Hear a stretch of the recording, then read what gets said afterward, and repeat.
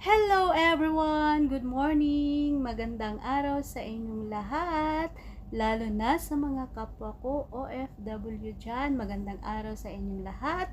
Sana ay nasa mabuti kayong kalagayan.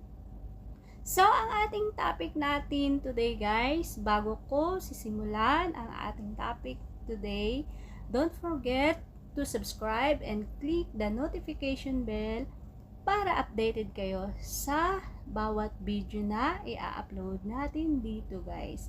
So nandito na naman ako guys para magbigay kunting kaalaman patungkol sa buhay pag-ibig. So ngayon guys, pag-uusapan na natin ang ating topic today. Masarap ba sa pakiramdam o masaya ba kapag mas mahal tayo ng isang tao? Yes guys, mas masarap sa pakiramdam kapag mas mahal tayo ng isang tao. Asawa mo man yan, nobya mo man yan, o nobyo mo man yan.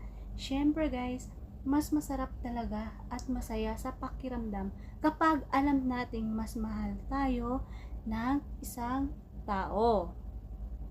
Dahil hindi na natin ipipilit ang ating sarili doon sa kanila. Dahil alam natin na mas mahal din nila tayo.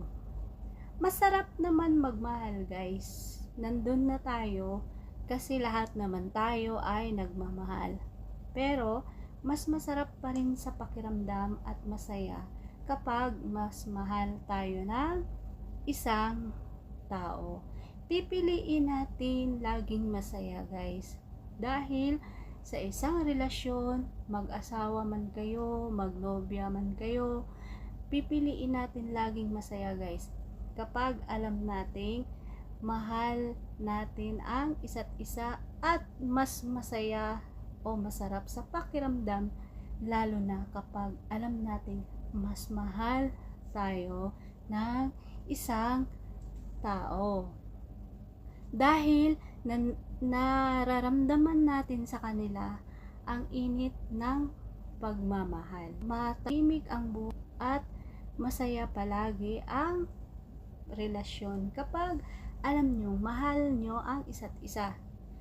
Nawawalan ang saya ng isang relasyon guys kapag nararamdaman mo doon sa partner mo, sa girlfriend mo, sa boyfriend mo na parang hindi ka masyadong minahal o mahal, di ba? Yung lagi ka na lang nag-o-overthink na mahal ba kaya ako nito? O baka ako lang yung mas nagmamahal sa kanya. Di ba may mga katanungan na palagi sumasagi sa isip natin. Kaya guys, pipiliin natin palagi ang saya at kung mas mahal tayo ng isang tao. So, thank you guys. Sana ay may natutunan ulit kayo sa aking maikling video. Thank you for watching guys.